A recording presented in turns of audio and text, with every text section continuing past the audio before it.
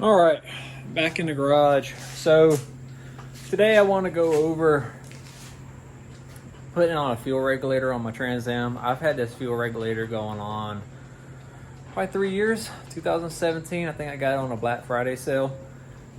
Want to explain what I did, some upgrades that we did this go around. Would I have done these upgrades then or now, and just break down a couple of different things. So we'll start on the why. I installed a fuel pressure regulator on this Trans Am because my factory fuel regulator started to fail.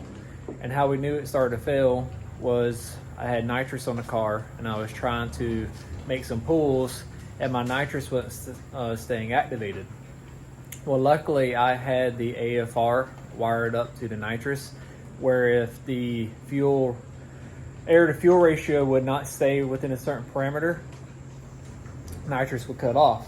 So it kept cutting off. I kept, well, what the heck, wound up doing some data logging. I was going lean because our fuel regulator was not keeping up with the pressure, so our nitrous wasn't compensating, because we had tuned the nitrous for 58 psi and we were down to like to the 40s. So we had too much nitrous, not enough fuel. So installed a fuel pressure regulator and fixed all that. So Black Friday sale, and still it doesn't cost that much. Here is our fuel regulator. It is a Fuelab, and the part number is a FUE15501-1. That's how we did it. I just used tap screws. Not a big fan. Now I have a rib nut tool. I probably would have used a rib nut tool, but I used two little 1/4-inch tap screws. Mount it to the bracket. What this has is an AN10 inlet, AN10 inlet, and then I think it's an AN8 or a 6 outlet. So kind of the thought process, some of my neighbors are driving four-wheelers, but the thought process is you want this on the back end of your system. So what we did was, turn my little headlight on. This is our OEM inlet fuel line. It's going into our rails. And this was before, I had this already plumbed before I put these aftermarket rails on. So I had this same setup with OEM LS1 rails. So it goes in. I do have a fuel pressure sending unit here on top of having a mechanical here, which is just more troubleshooting. But I didn't have this sending unit for 3 or 4 years. We do have a fuel log, and what it does is it goes around. And the proper way to do this is our return goes in, it's going to come under, and then go in, and then it's regulated out.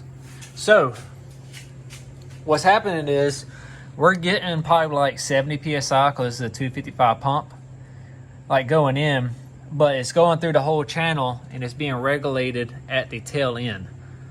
And what happens is this is ensuring that this whole system is getting a full 58 psi, which is factory psi.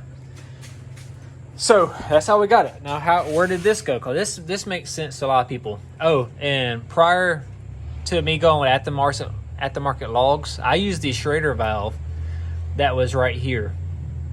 And all I did was take out the Schrader, and it's actually the same line as our nitrous line, is a AN4. And we just hooked up an AN4 into this exact setup.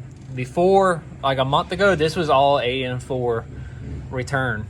And it just went from here into here. So, but reason why this is an AN8, before we get into return, is when I installed this sending unit, I was seeing 71 psi or something, but like 58 here. So my theory was this log or this return line was too small, not allowing the fuel regulator to control the volume because it was getting backed up at the return.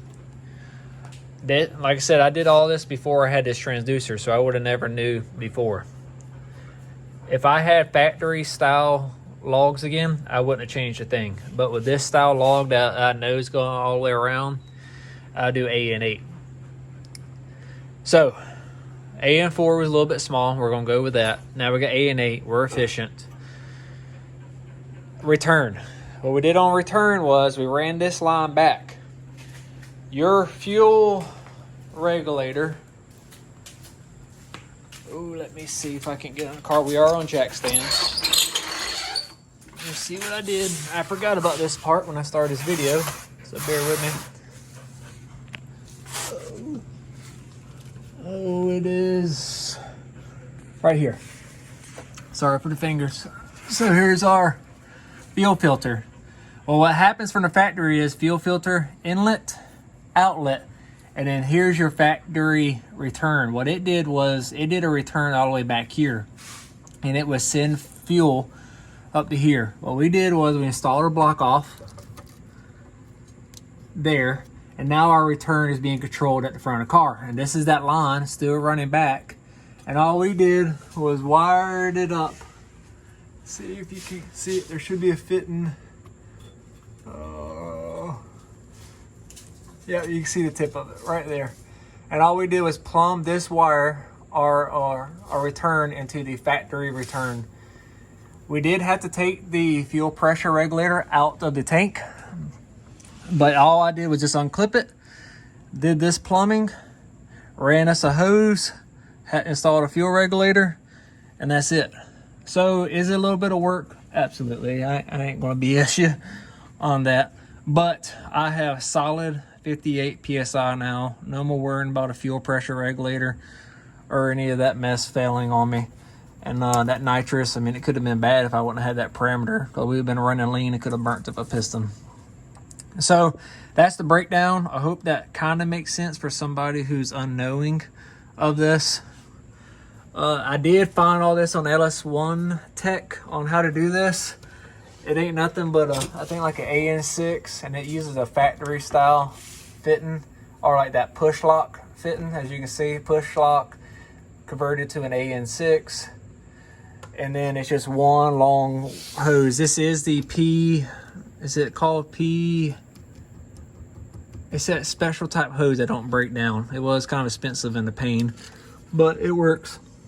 I don't have to worry about it breaking down, and then goes us all the way forward. And we just stayed routing with these hard lines and just zipped it up going down. But anyways, guys, that's how to do a fuel pressure regulator on your F-body using a lot of stock components. And if you got any questions, put it in the comment, send me a message. If you don't have anything, you like the video, please like it. We enjoy that. It helps with the algorithm and all that good stuff, and plus shows me people that's watching it. And then if you got anything you like to cover that you might see on the car, I'm going to start talking about it one at a time, but might prioritize something, having some comments saying, hey, can you do something on this? I saw that you had I don't know, I did something on a torque arm, but I haven't did the pinion angle, or we got a cutout valve here. Like, what do you got going on there? And the stuff I eventually get to, but like I said, it helped me prioritize it. All right, to the next one.